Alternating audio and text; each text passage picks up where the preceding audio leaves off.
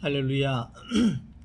지난 3일 동안도 주님 안에 평안히 잘 지내셨습니까?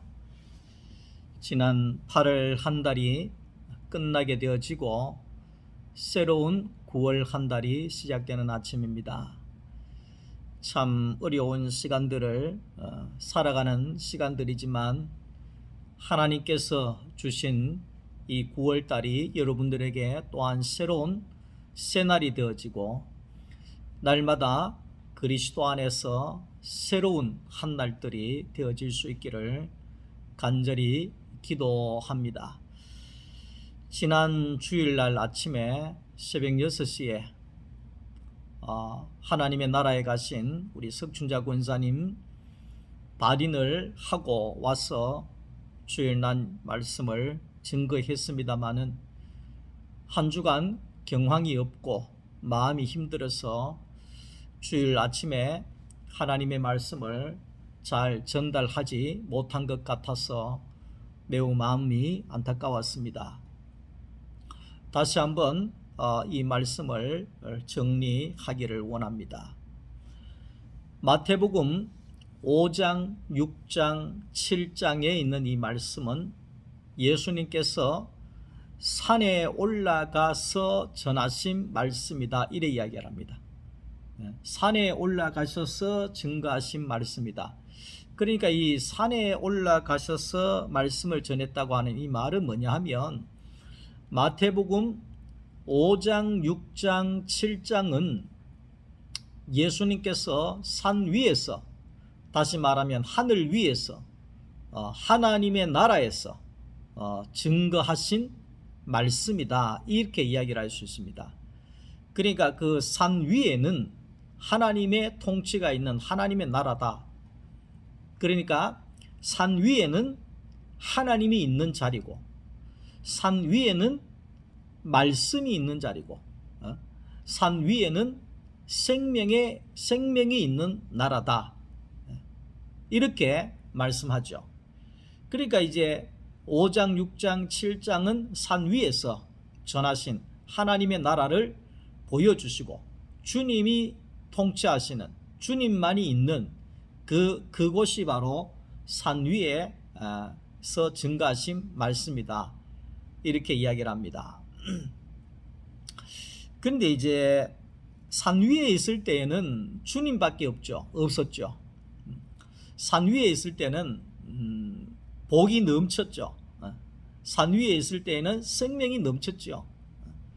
그런데 이제 산에서 내려오시니 그랬습니다. 산에서 내려오시니, 그 이스라엘 백성들이 산 아래에 있고 모세가 산 위에 올라갔잖아요. 그러니까 모세가 산 위에 올라가서 하나님을 만났죠.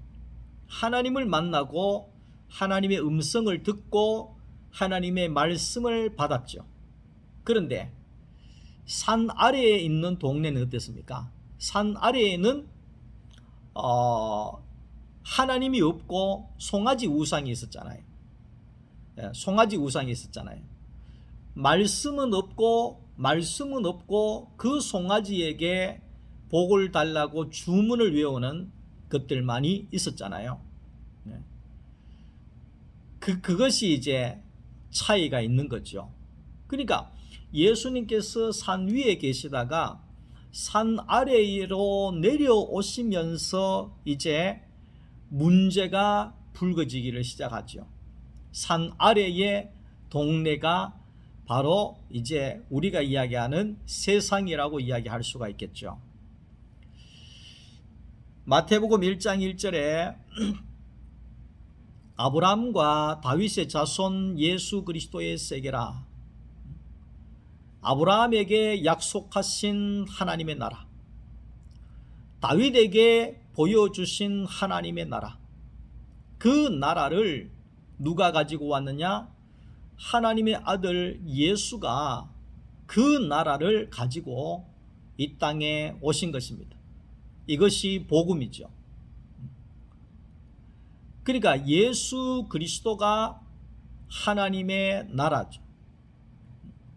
예수 그리스도가 생명의 나라죠. 예수 그리스도가 있는 곳이 하나님이 있는 곳이고, 예수 그리스도가 있는 곳이 말씀이 있는 곳이고, 예수 그리스도가 있는 곳이 생명이 있는, 구원이 있는 나라라는 거죠. 이 나라를 가지고 이제 예수님께서 이 땅에 오신 것이죠. 자, 그런데 우리가 이제 이 마태복음 8장부터는 이제 산 아래 동네에서 펼쳐지는 치열한 세상살이를 보여주고 있는 그런 내용들이죠.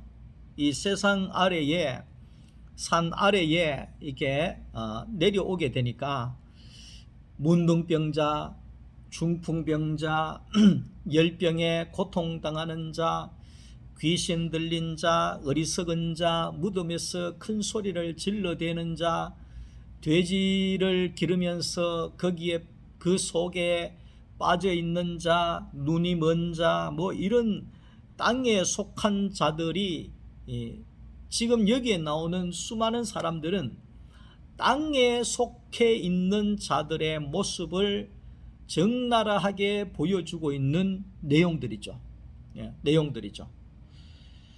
그러니까 우리가 이제 이러한 모습들을 이제 보게 되어지면 그 원인에 대해서 한번 생각을 해봐야 되겠어요. 산 아래의 동네에 왜 이런 고통과 신음과 싸움과 질병과 아픔과 어둠과 이러한 혼란이 있는 자리가 될 수밖에 없었는가? 이걸 한번 생각을 해봐야 되겠죠. 우리는 무조건 이럴 때에는 창세기로 돌아가야 합니다. 창세기로 돌아가서 보면 알 수가 있습니다. 창세기에 하나님께서는 사람을 창조하시고 에덴 동산에서 살게 하셨죠. 에덴 동산에서 생명의 열매를 먹고 그 속에 생명을 누리면서 마음껏 살게 하셨습니다. 그러니까 이제 우리가 생명의 열매 이렇게 이야기를 하면 그 뭔데 그러나 이렇게 이야기를 할 수가 있는데, 가장 중요한 것은 우리가 이제 하나님의 말씀을 먹잖아요. 그게 하나님의 말씀이 생명의 열매입니다. 왜? 내가 먹고 사는 열매니까.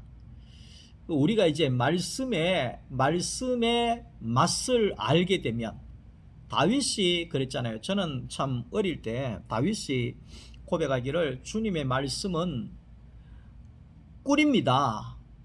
꿀입니다. 우리가 이제 어떤 우리나라에도 가장 맛이 있는 것을 표현할 때 꿀맛이다 그러잖아요.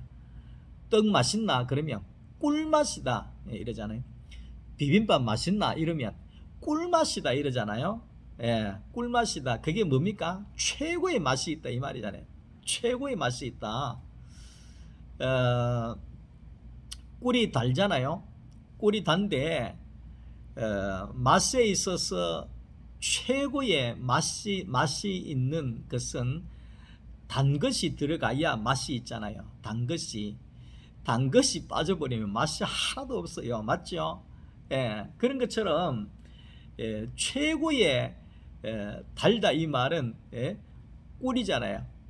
꿀맛이다 이거는 최고 맛있다 이런 뜻이잖아요. 그러니까 다윗은 말하기를 주님의 말씀은 꿀맛입니다. 최고 맛있습니다. 이렇게 이제 다윗이 고백을 한다는 거예요. 고백을 한다는 거예요. 그러니까 이 다윗은 하나님의 말씀이 꿀맛이고 송이꿀보다도 더 달고 맛이 있는 것이 하나님의 말씀입니다. 이렇게 다윗이 고백을 하고 있거든요. 그러니까 이게 이제 우리가 하나님의 말씀을 먹고 이 말씀이 내 안에 양식이 되는 사람들은 이해가 됩니다. 이해가 됩니다. 도산 안창권 선생님이 나는 하루도 책을 읽지 아니하면 입속에 가시가 돋는다 이런 말씀을 하셨잖아요. 그 도산 안창호 선생님도 크리스찬으로 알고 있어요. 그분이 말하는 그 책은 아마도 성경책일 것입니다. 하루라도 내가 하나님의 성경의 말씀 안 읽으면 내 속에서 가시가 나올 수 있다, 독이 나올 수 있다, 이런 뜻이겠죠. 예? 그러니까 이 하나님의 말씀을 내가 먹고 이게 너무 맛이 있으면 내가 살맛이 나는 거예요. 너무 행복해지는 거예요. 살맛이 나고 행복해지고 기쁘고 즐겁고 쉽게 이야기하면 만족이 되어져 버리는 거예요. 세상의 모든 것이 만족이 되어져 버리는 거예요. 내 삶이 만족이 되어져 버리는 거예요. 내 사는 자체가 만족이 됩니다. 뭐 돈이 있든지 없든지 이걸 떠나가지고 많이 배웠든지 적게 버렸든지 했든지 아무 소용이 없는 거예요. 내가 지금 만족하면 되는 거잖아요. 그게 어디에서 나오느냐 하면 생명의 말씀에서 나오는 거죠. 그러니까 다시 돌아가서 생명의 열매라고 하는 것은 그걸 이야기하는 겁니다.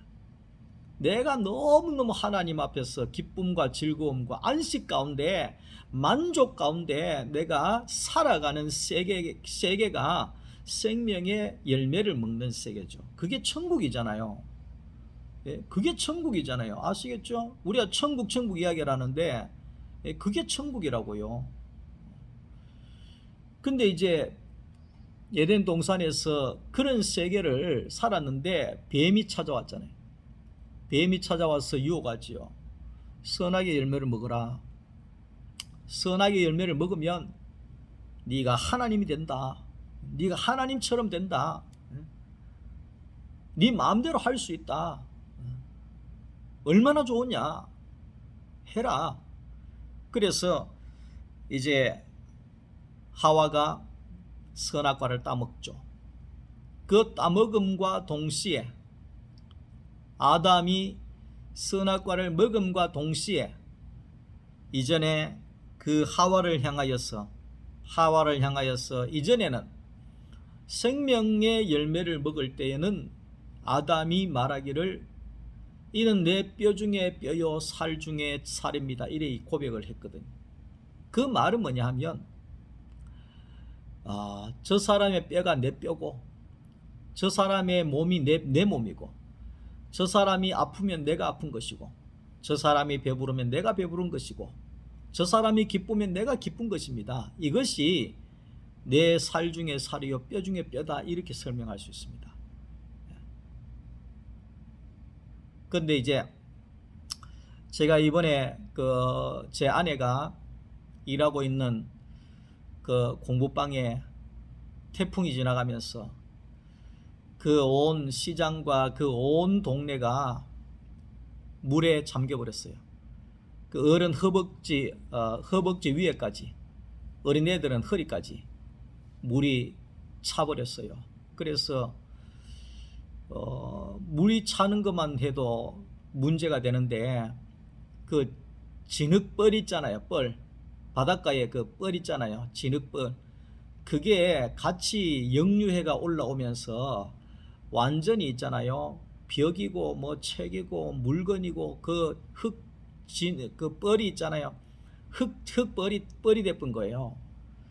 그러니까 해병대 군인들 30명이 하루 종일 와가지고 끄집어내고 그것도 다 못해가지고 그 다음날 의용소방대 한 30명이 또 와가지고 하루 종일 해도 덜 해가지고 몇 날 며칠을 거기에서 시달리고 정리하고 그렇게 했는데 제 아내가 너무 기가 막히는 상황이고 너무 손실도 많고 물건 하나 쓸 수 없는 상황이 되고 하니까 자기도 어쩔 줄을 몰라가지고 이리 쫓아다니고 저리 쫓아다니고 시장님 여기 좀 도와주세요, 뭐 시장님 여기 좀 도와주세요.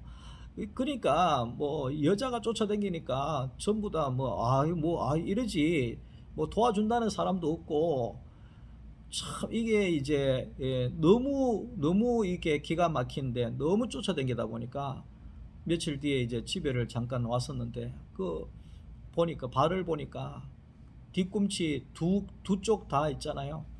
하도 쫓아다녀 가지고 빨갛게 익었어요. 네? 그 앞에 쪽에는 물집이 여러 군데가 물집이 생겨가지고 자기는 아픈 줄도 모르고 쫓아다닌 거예요. 참 그런 모습을 보면서 참 제 마음이 많이 아프고 내 발이 아픈 것 같은 마음이 참 들게 되더라고요. 그게 이제 생명 안에 있기 때문에 그런 마음들이 오지 않나 이렇게 생각이 되어집니다. 그 이전에는 당신은 당신이고 나는 나고 당신은 아프지만 나는 안 아프면 되고 뭐 이렇게 생각을 할 수도 있는데, 그게 이제 생명 안에 우리가 들어가게 되면 함께 울고 함께 웃고 함께 먹고 마시는 연합의 세계가 펼쳐지는 것이 바로 하나님의 나라이죠. 근데 선악과를 먹는 순간에 아담이 하와를 향하여서 말하기를 이 여자라고 이야기를 합니다. 저 여자가 말이에요. 저 여자가 괜히 나한테 먹으라 했어. 저 여자가 괜히 하나님이 저 여자를 만들어 가지고 없어도 되는데 괜히 저 여자를, 이런 식으로 이제 바뀌어진 것이 뭐냐 하면, 이전에는 생명의 열매를 먹을 때에는 참 그 아내가 사랑스럽고 생명 가운데 생명을 내어주고 이러는데, 이제 선악과의 열매를 먹으니까 말 그대로 선악이잖아요. 그 말은 뭐냐 하면 나는 선한데 니는 악하다, 이게 선악과입니다. 간단하죠. 나는 선한데 니는 악하다, 이게 선악과예요. 그러니까 아담이 이야기하잖아요. 나는 안 먹으려고 했는데 저 여자가 괜히 먹으라고 해가지고 먹었다고. 저 여자가 문제라고. 저 여자가 없었으면 내가 먹을 일이 없었다고. 이런 식으로 넘어가게 되는 거예요. 작년에 우리나라를 대표하는 글귀가 내로남불이라 했잖아요. 내로남불. 내가 하면 로맨스고 남이 하면 불륜이고, 그 말은 나는 선한데 니는 악하다 이 말이잖아요. 근데 이제 정치하는 사람들, 지금도 대선 주자들이 뭐 14명 쭉 나와 있잖아요. 자기 당끼리 앉아가지고 토론하는데도 나는 선한데 니는 악하다. 나는 잘했는데 니는 잘못했다는 거예요. 나는 앞으로도 잘할 건데 니는 못할 거다. 이거예요. 이래가지고 막 싸우고 이렇게 하는, 이게 선악과입니다. 여러분, 이 선악과 좋습니까? 먹고 싶습니까? 그렇게 살고 싶습니까? 그러니까 사탄은 그렇게 사람을 죽이는 거예요. 선악과는 뭡니까? 하와가 남편이 저 여자가 그랬습니다. 저 여자를 죽이십시오. 저 여자를 버리십시오. 뭐 이래 이야기했을 때 하와가 어떻게 생각했습니까? 이놈의 자식 한번 두고 봐라. 이런 생각 안 했겠어요? 그러면 어떻게 되겠습니까? 너도 죽고 나도 죽고 모두가 죽는 것이 선악과의 열매입니다. 선악과의 열매입니다. 여러분 선악과를 졸업을 해야 됩니다. 선악과가 끝이 나야 진짜 신앙생활이 시작이 되어지는 거예요. 거기 저는 나는 자연인이다 하는 프로를 자주 봅니다. 근데 그 자연인이다 프로를 보면 그 산골짜기에 아무도 없는 곳에 무서워서 어떻게 사는지를 모르겠어요. 무서워서 간첩 나올까봐 무서워서 어떻게 사는지, 들짐승 무서운 짐승 나올까봐 무서워서 어떻게 사는지 난 모르겠어요. 그런데 그분들은 사람 아무도 없는 그것이 좋다 하더라고요. 그 이유가 뭡니까? 물어보니까 사람한테 질렸다는 거예요. 사람한테 상처받았어. 사람만 없는 곳이면 된다는 거예요. 사람만 없는 곳이 자기들은 천국이라는 거예요. 네? 그래서 그런 곳에 가는 사람들은 다 세상에서 사람들에게 상처를 입고 고통을 입고 아픔을 입고 어려움을 겪은 이런 사람들이 다 그 사람들을 떠나서 아무도 없는 곳으로 가서 자기만의 삶을 사는 사람들이 그렇게 많습니다. 그렇게 많습니다. 이것이 뱀이 노리는 거죠. 뱀의 독은 우리 몸에 퍼져서, 우리 온몸에 퍼져서 이 선악을 일으키게 하고, 남을 비판하고 정죄하고 판단하고 재판하고 시기하고 질투하고 싸우고 미워하고 분쟁하고, 이런 모든 것들을 통하여서 독사의 독을 뿜어서 사람이 사람으로 살지 못하게끔, 사람이 짐승으로 살게끔 해버리는 것이 선악과의 독의 열매라는 것입니다.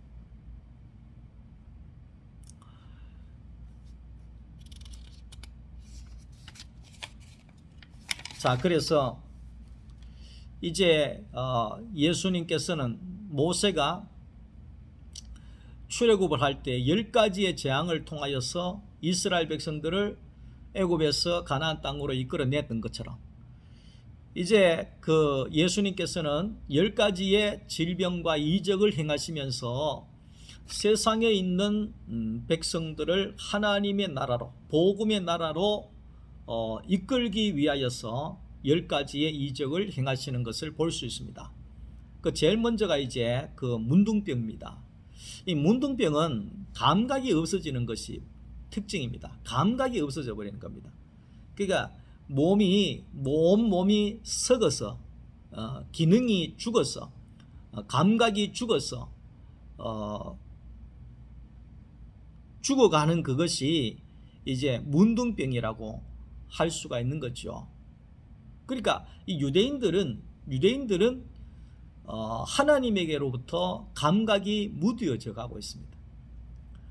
하나님의 생명에 대하여서 그 감각이 죽어가고 있는 것입니다. 이러한 유대인들에게 그 문둥병자를 고치면서 감각이 죽어 있는 이스라엘 백성들, 유대인들을 구원해 내기 위한 예수님의 그 고침을 우리가 여기에서 볼 수가 있는 거죠.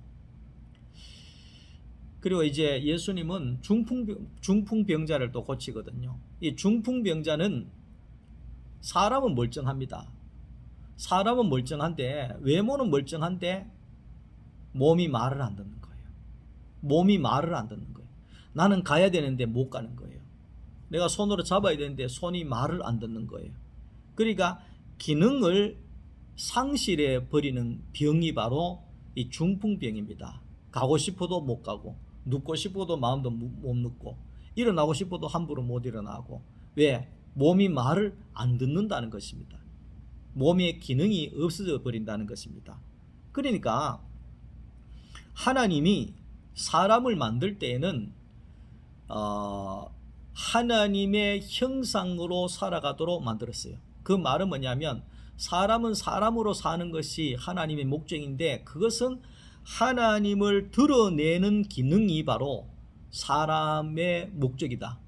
하나님을 나타내는 기능이 바로 하나님이 만드신 사람의 목적이다, 그 말이거든요. 그런데 사람은 여기에 이 유대인들은 특별히 선택받은 백성이잖아요. 하나님을 드러내는데, 하나님을 나타내는데 쓰여지려고 선택받았는데도 불구하고 그 기능을 잃어버렸다는 것이에요. 그 기능을 잃어버렸다는 거예요. 그래서 예수님께서는 이 유대인들이 다시 이 중풍병과도 같은 기능을 잃어버린 유대인들이 다시 중풍병자가 고침을 받고 그 기능이 있는 사람으로 살듯이 하나님을 드러내고 하나님을 나타내는 모범적인 이스라엘 백성으로, 선민 이스라엘 백성으로 살아가기를 원하시는 모습이 그 속에 있다는 것이죠. 그리고 이제 열병을 치료하시는 내용이 나옵니다. 열병이라고 하는 것은 말 그대로 열이 나는 병입니다. 열이 나는 겁니다. 머리에 요즘에 우리나라가 참 좋아진 것이 뭐냐 하면 수성 보건소에서 어제 또 연락이 왔어요. 전화가 왔어요. 아유, 선생님 백신 맞으시고 백신 맞으시고 몸은 괜찮으십니까? 혹시나 아픈 데는 없습니까? 그러면서 세 번을 전화를 한다는 거예요. 한 번 괜찮습니까? 전화 왔어요. 두 번 괜찮습니까? 또 전화. 어제 세 번 전화 왔어요. 마지막으로 왔었어요. 얼마나 고마운지. 야, 이 나라에서 내 몸을 이렇게 챙겨주는구나. 참 고맙더라고요. 예. 우리 그 필리핀의 선교사님이 코로나 확진이 되어졌어요. 그 코로나 확진이 됐는데 그 선교사님이 필리핀에서 병원에서 치료를 하고 있는데 거기에 그 치료비가 3천만 원이랍니다. 우리는 코로나 확진되면 나라에서 다 대주잖아요. 3천만 원, 4천만 원 나라에서 다 대줍니다. 얼마나 고마워요. 근데 내가 확진돼가 3천만 원 내려 그러면 대한민국의 사람 얼마나 많이 죽어나가겠어요. 나 깜짝 놀랐어요. 3천만 원, 4천만 원을 줘야 된대요. 우리는 그거를 무료로 공짜로 다 해주는데도 뭐 나라를 욕하고 뭐 안 맞는다 그러고 안 한다 하고 뭐 야단을 하고 있잖아요. 배가 불러서 그런지. 참 이걸 보면 어지간히 해줘가지고는 해주는 줄도 모르는 거예요. 참 그걸 보니까 아유, 우리나라가 얼마나 고마운 나라구나. 내 몸을 챙겨주고 좀 있으면 또 추석 전에 또 무슨 돈 준다 그러잖아요. 한 사람 25만 원씩. 물론 이제 소상공인들이나 어려움 겪는 사람들은 그건 아무 돈도 아니겠지만 많이 도와줘야 되겠지만 전체적인 국민들을 상대로 또 돈까지 준다잖아요. 참 그런 걸 보면 이 열병이라고 하는 거, 이 열병이라고 하는 것은 그 열이 나는 병이잖아요. 열이 나는 병. 그러니까 37.5도 이상이 되면 병원으로 가야 됩니다. 왜? 문제가 되어집니다. 37.5도 이상 되면 문제가 되어집니다. 빨리 가야 됩니다. 근데 이제 우리가 이제 살아가는 이 세상이 자꾸만 이 열이 올라가는 그런 시대 속에 살고 있는 거죠. 왜 우리가 열이 자꾸 올라갑니까? 그 열이 자꾸 올라가는 것을 현대 말로 하면 스트레스라고 하잖아요. 스트레스. 스트레스가 올라가니까 머리에 열이 나고, 머리에 열이 나니까 온몸이 아파지게 되고. 왜 이렇게 되어지느냐 그 말이죠. 이거는 이제 우리가 하나님의 말씀으로 돌아가게 되면 내가 이 세상을 살아가려고 하면 얼마나 열이 나겠습니까? 얼마나 힘이 들겠습니까? 내가 이 세상 살아간다고 생각해 보십시오. 얼마나 지치고 얼마나 어렵겠습니까? 근데 우리가 이 유대인들은 하나님이 없는 삶을 살아갈 때에 열병에 걸린 자로 살 수밖에 없었죠. 하나님이 없으니까, 하나님이 없고 자기가 하나님 노릇을 하려고 하니까 열병에 걸릴 수밖에 없는 거죠. 힘들 수밖에 없는 거죠. 지칠 수밖에 없는 거죠. 이런 유대인들에게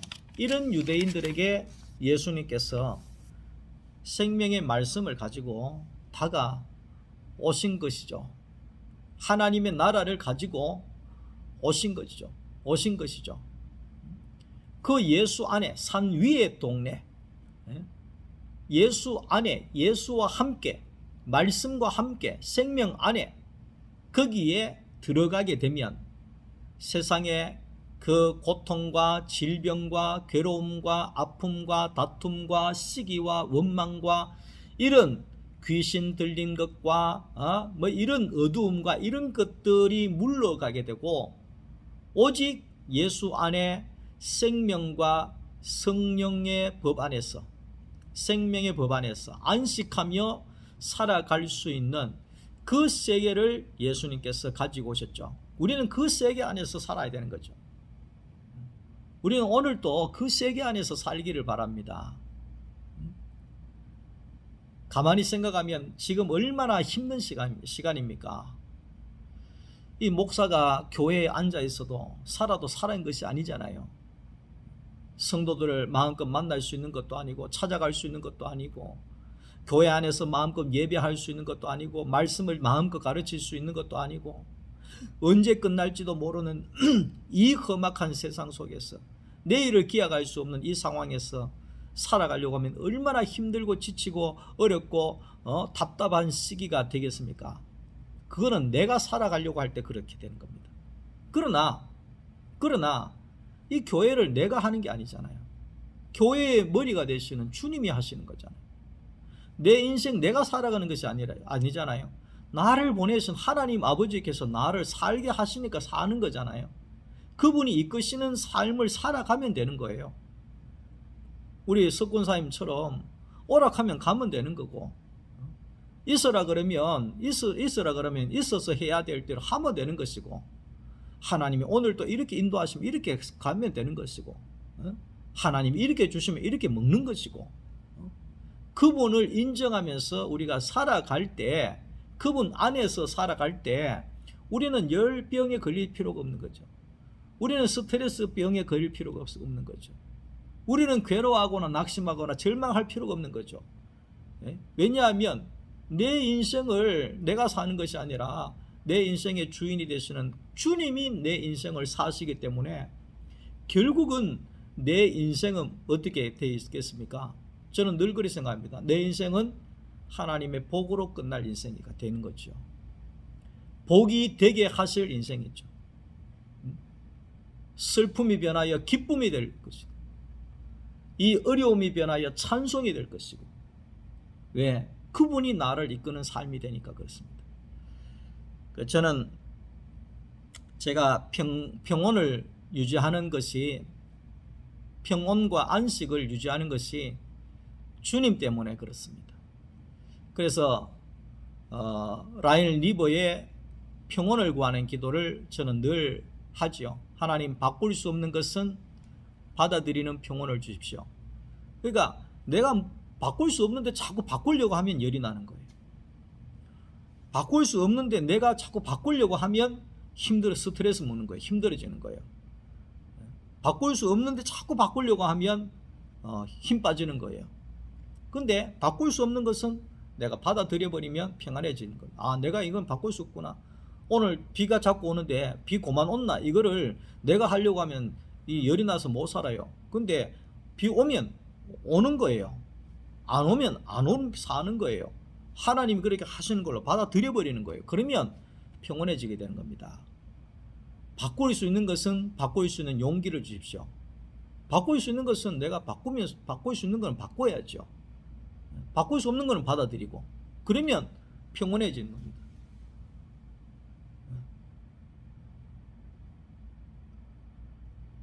하루하루 살게 하시고, 한순간 한순간 누리게 하옵시며, 고난을 평화에 이르는 길로 받아들이게 하시고, 그 지금의 고난이 나를 죽이는 것이 아니라 나를 평화에 이르는 길로, 이스라엘 백성들이 광야의 이 40년이 아름다운 하나님의 나라 가나안에 들어갈 수 있는 그 과정이라는 사실, 이거를 받아들이게 해주십시오. 예수님처럼 내가 있는 그대로 받아들이게 하십시오. 오늘 또 있는 그대로 받아들이고, 내일 또 주어진 그대로 받아들이고, 그렇게 내가 살아갈 때 이 땅에서 주님과 함께 살고, 저 땅에서 영원히 주님과 함께 사는 그런 천국의 삶, 그 삶을 살게 해주십시오. 이렇게 제가 모든 내 인생의 삶을 그분에게 통째로 내어놓을 때 내 안에 평온과 안식이 주어지게 되더라고요. 그래서 우리도 모두가 참 힘듭니다만은 어떡하겠습니까? 내만 힘든 것이 아니지 않습니까? 전 세계가 다 힘들지 않습니까? 그러나 우리는 받아들이는 거죠. 또한 복이 될 줄 믿는 거죠. 그분께서 신실하게 하실 것을 우리는 믿고 나아가는 거죠.